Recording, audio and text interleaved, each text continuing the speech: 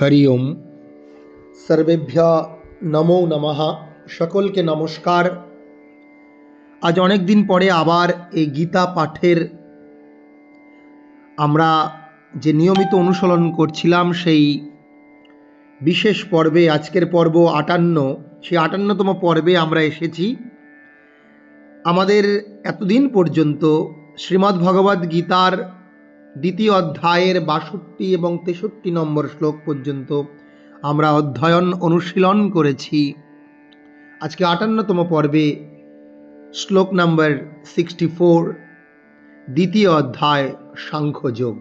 কি আছে সেই শ্লোকটিতে? আমরা প্রথমে মূল শ্লোকটি একবার উচ্চারণ করব, পাঠ করব। রাগদ্বেষ বিযুক্তস্তু বিষয়ান ইন্দ্রিয়শ্চরन्। রাগদ্বেষ বিযুক্তস্তু বিষয়ান ইন্দ্রিয়শ্চরन्। আত্মবশ্যৈর্বিধেয়াত্মা প্রসাদম অধিগচ্ছতি।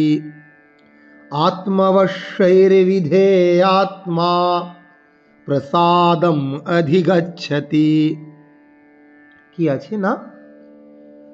বিষয়ান ইন্দ্রিয়শ্চরণ, এই ইন্দ্রিয়গুলোর দ্বারা, ইন্দ্রিয়গুলো যে বিষয়েতে বিচরণ করে, যেমন চক্ষু, এই ইন্দ্রিয়ের বিষয় হচ্ছে দৃশ্যপট, দর্শন।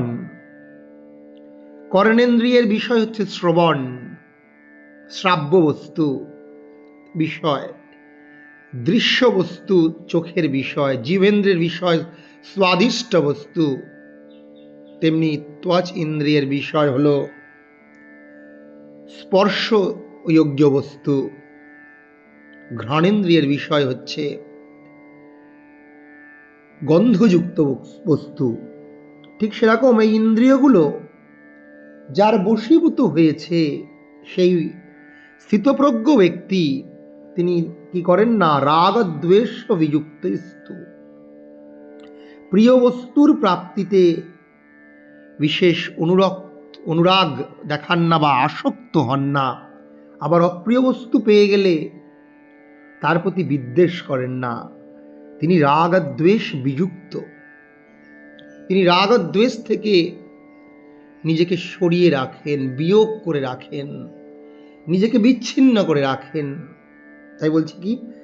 রাগ দ্বেষ বিযুক্তস্তু বিষয়ান ইন্দ্রিয়শ্চরণ। ইন্দ্রিয়ই রাগ দ্বেষ বিযুক্তই বিষয়ান চরণ। অর্থাৎ সংযত চিত্ত মানুষ প্রিয় বস্তুতে স্বাভাবিক আসক্তি ও অপ্রিয় বস্তুর প্রাপ্তিতে স্বাভাবিক বিদ্বেষ থেকে মুক্ত হয়ে তিনি কি করেন? পরের যে দুটো চরণ সেখানে বলা হচ্ছে আত্মাবশ্যের বিধে আত্মা। এইভাবে নিজেকে যিনি সংযত করে রেখেছেন, বশীভূত করেছেন স্বয়ং আত্মাতে, নিজের আত্মাতে, এইরকম যে সংযত চিত্ত আত্মা ব্যক্তি প্রসাদম অধিগচ্ছতি, ভগবানের কৃপা লাভ করেন।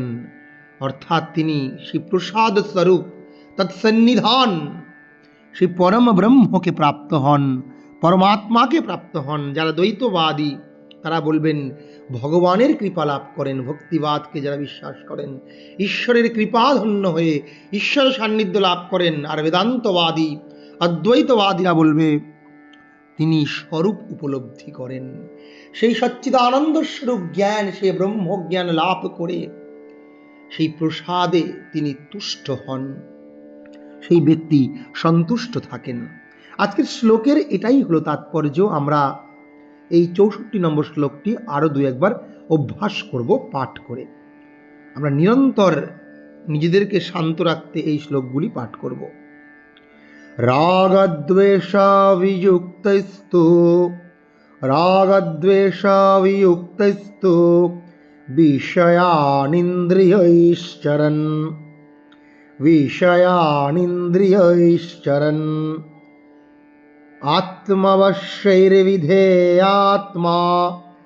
আত্মবশ্যৈর্বিধেয়াত্মা प्रसादम् अधिगच्छति प्रसादम् अधिगच्छति रागद्वेषवियुक्तस्तु विषयान् इन्द्रियश्चरन् आत्मवश्यैर्विधेयात्मा प्रसादम् अधिगच्छति।